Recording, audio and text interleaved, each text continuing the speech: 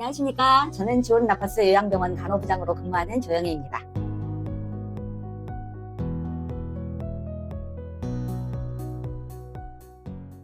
요양병원과 요양원은 노인성 질환이나 만성 질환이 있으신 어르신들에 대한 돌봄을 제공하는 시설입니다. 다만 차이점은 요양병원은 의료 서비스를 중심으로 제공되는 의료기관이고 요양원은 돌봄을 주로 제공하는 생활시설이라고 보시면 됩니다.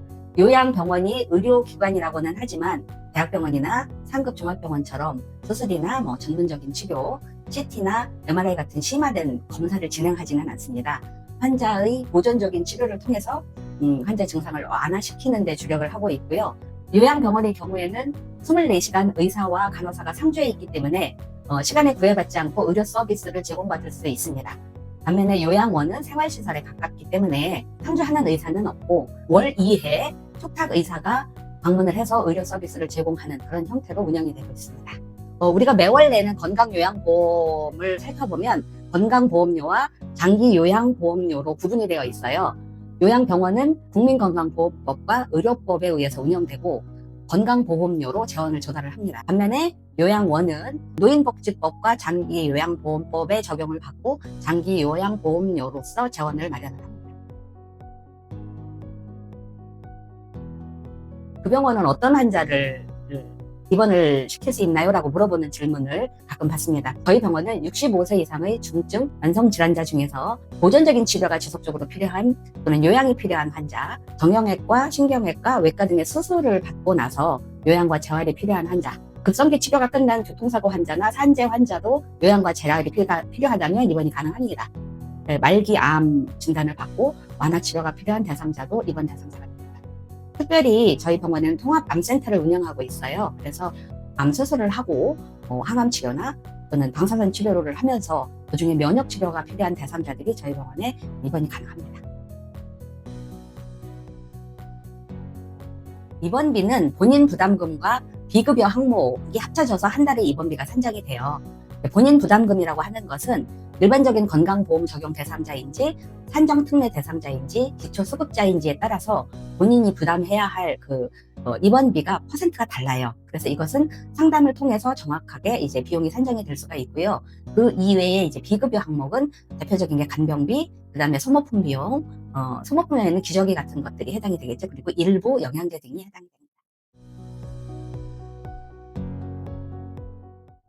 입원 절차는 굉장히 간단합니다.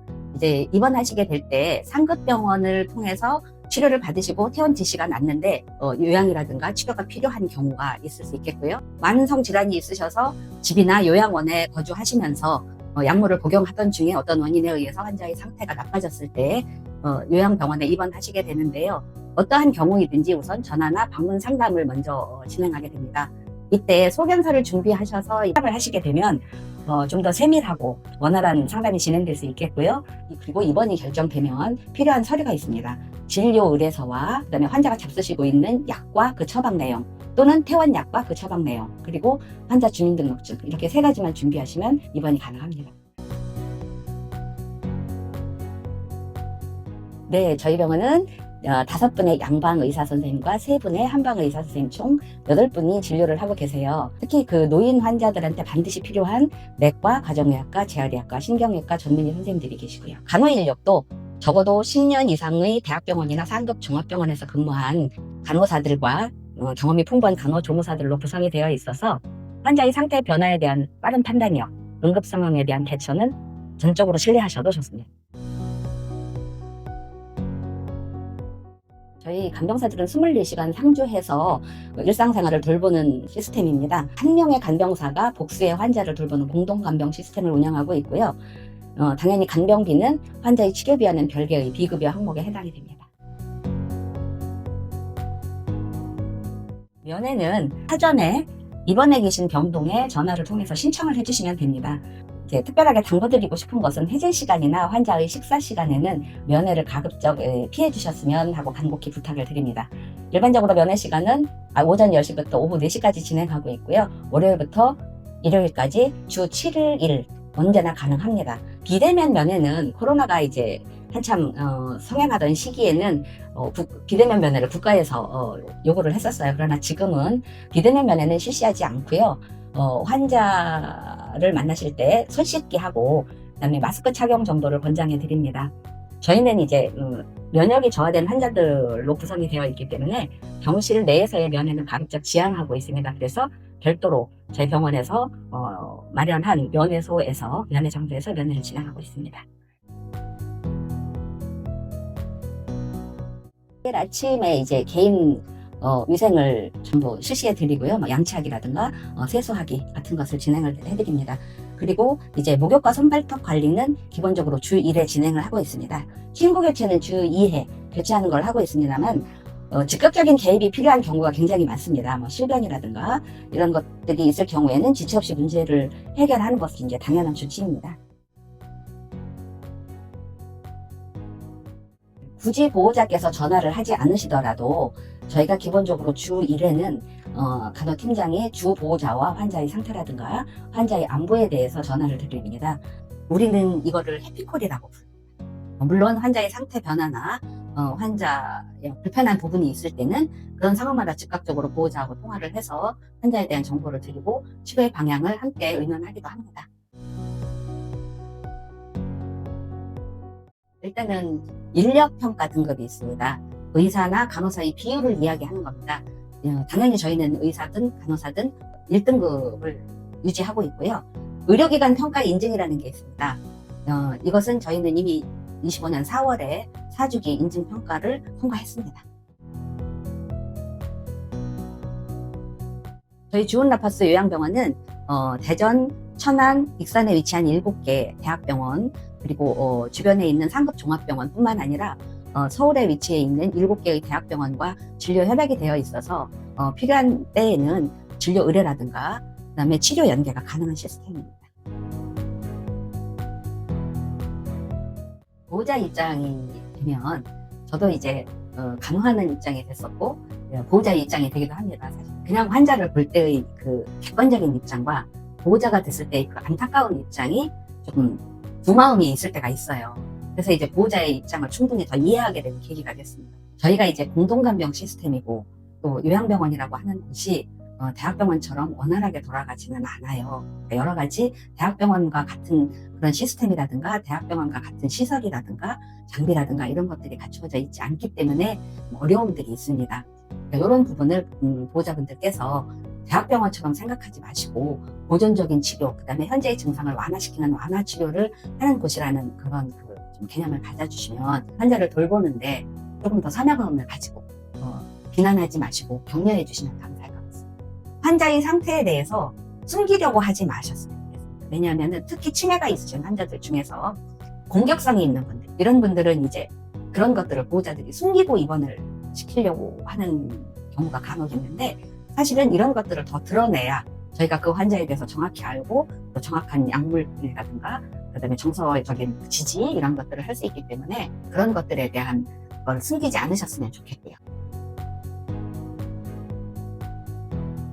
보통 요양병원에 입원을 해야 된다라고 결정을 하실 때 환자 당사자뿐만 아니라 가족들도 아직까지는 정서적으로 이제 이런 시설에 모신다는 거에 대한 부담감들이 좀 있으세요.